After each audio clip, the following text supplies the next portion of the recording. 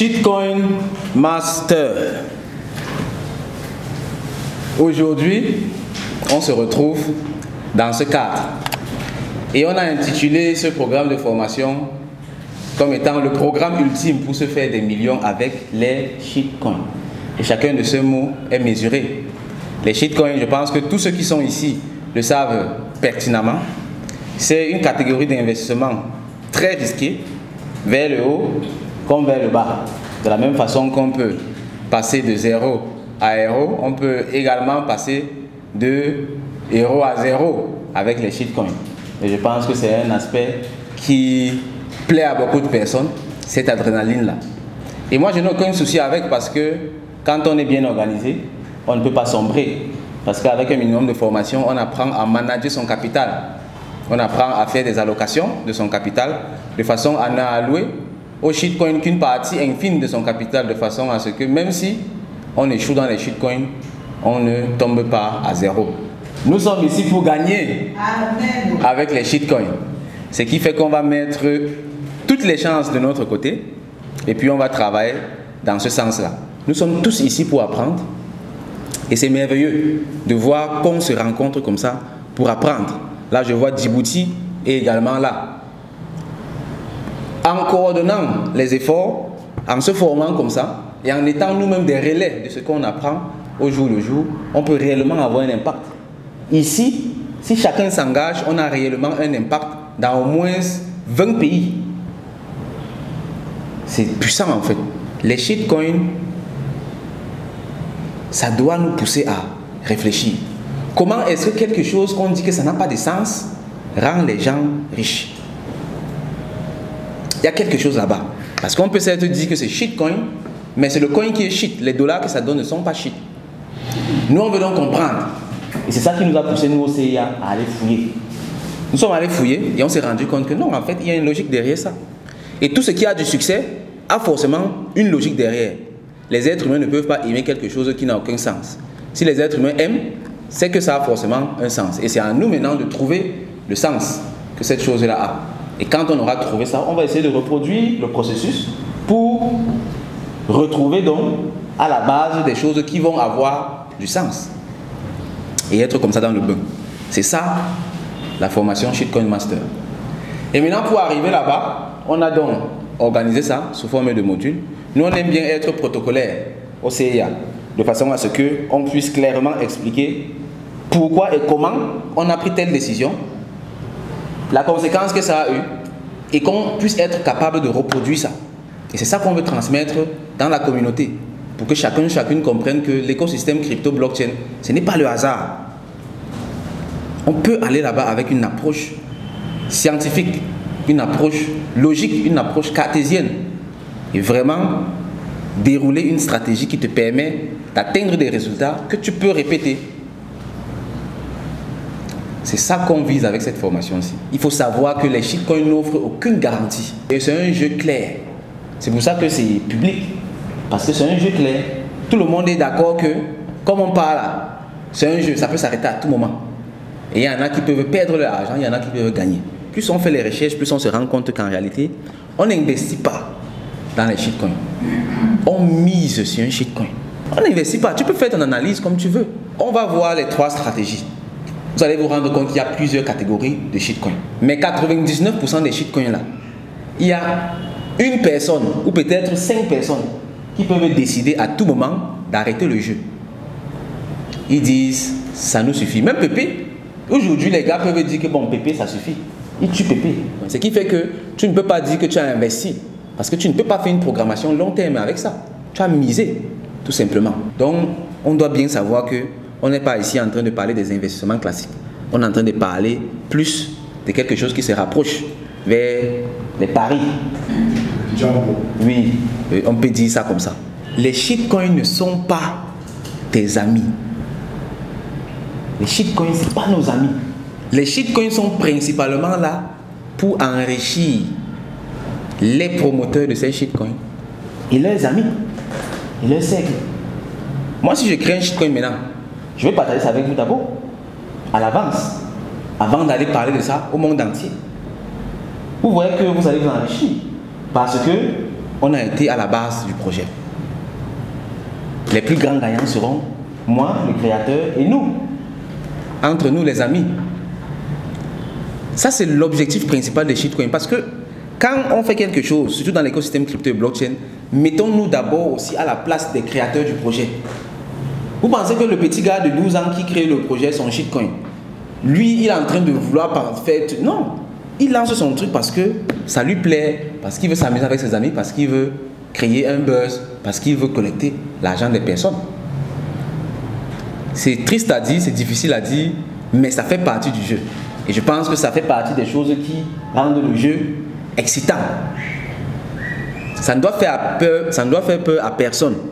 Ça doit plutôt juste attirer l'attention des uns et des autres et nous rendre plus vigilants. Donc quand on est sur un shitcoin, il faut vous dire qu'il y a quelqu'un qui a les manettes en main.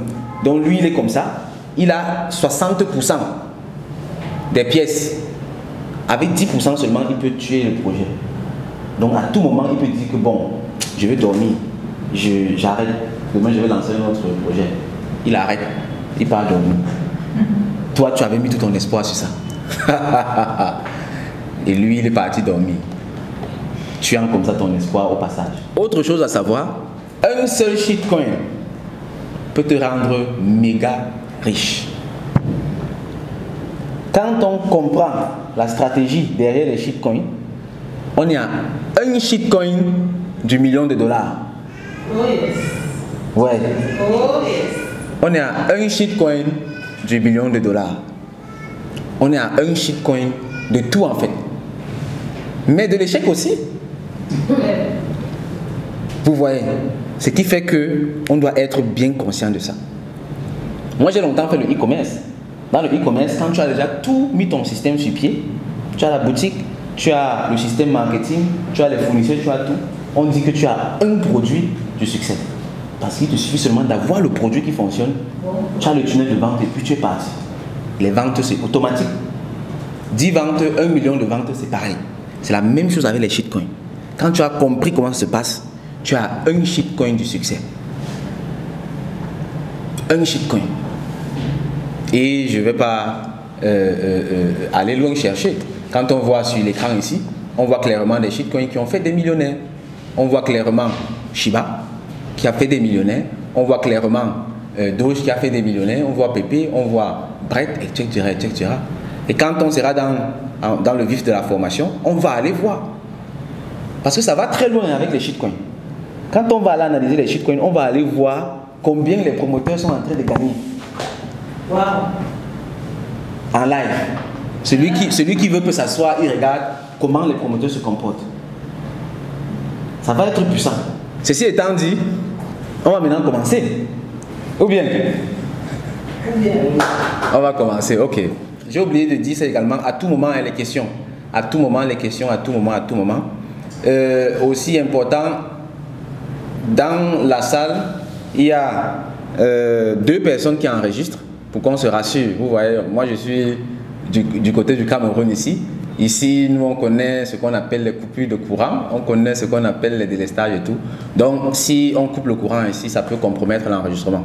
Ce qui fait qu'il y a une volontaire ici qui est chef de classe et qui nous aide avec l'enregistrement également. Donc on a de la redondance de façon à ce qu'on soit sûr que l'enregistrement va toujours être en ligne.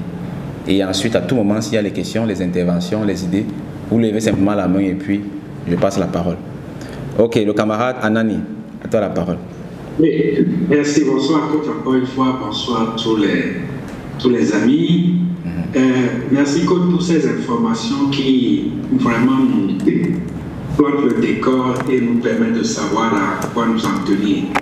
Mais pratico-pratique, est-ce à dire que, étant donné que les shitcoins n'offrent aucune garantie, est-ce que cela nous amène à ne mettre que peu d'argent pour acheter les shitcoins comparativement aux autres cryptos? Est-ce que cela veut dire qu'il ne faut pas beaucoup mettre de l'argent sur les shitcoins? Merci. D'accord, super. Merci beaucoup, camarade Anani. Donc, ça rejoint ce que j'ai dit quand je parlais d'allocation du portefeuille. L'allocation du portefeuille, ça on le fait bien en tête dans la formation Crypto Initiation. Là-bas, on classifie les crypto-monnaies. Il y a les crypto-monnaies, il y a d'abord le Bitcoin. Le Bitcoin, c'est d'abord une catégorie en soi. Après, il y a ce qu'on appelle les high cap, donc les grosses capitalisations. Ça va être les cryptos qui ont plus de 10 milliards de dollars, par exemple, de market cap. Après, il y a les low cap, il y a les middle cap, pardon. Il y a les low cap, et puis il y a les gems, et il y a les shitcoins. Donc, un investisseur qu'on appelle généralement investisseur sophistiqué va être quelqu'un qui va répartir son capital. Bien entendu, selon aussi la quantité de son capital. Quelqu'un qui a 1000 dollars ne va pas commencer à vouloir balayer toutes les catégories là. Mais quelqu'un qui a 100 000 dollars, qui a 10 000 dollars, doit déjà commencer à réfléchir comme ça. Se dire, ok, je ne dois pas prendre le même type de risque avec tout mon capital, mais je dois quand même étendre mon champ d'action. Il va mettre donc une partie de son capital dans le Bitcoin, une partie dans les high cap, une partie dans les low cap, une partie dans les gems, une partie dans les shitcoins. Et généralement, les shitcoins, vraiment, si quelqu'un aime trop le risque, il met 10% dans les shitcoins. Mais sinon, 5% dans les shitcoins, c'est déjà bon. Vous voyez. Dépendamment aussi de la taille de ton capital. Si quelqu'un vient sur le marché, là seulement, c'est 20 dollars, c'est son devant derrière. Il ne va pas commencer à dire qu'il va les mettre dans le Ethereum et tout et tout. Et tout. Oui, tu peux dire que ok, je meurs avec les shitcoins. Oui. Oui. Mais tu te formes d'abord bien. Mais même quand tu vas aller sur les shitcoins, mourir, ça ne veut pas dire que tu vas prendre 2 shitcoins, tu mets 10 dollars. Non. Tu vas prendre 10 shitcoins, tu mets 2 dollars et tu évolues. 2 dollars, si tu fais x2, ça fait 4 dollars.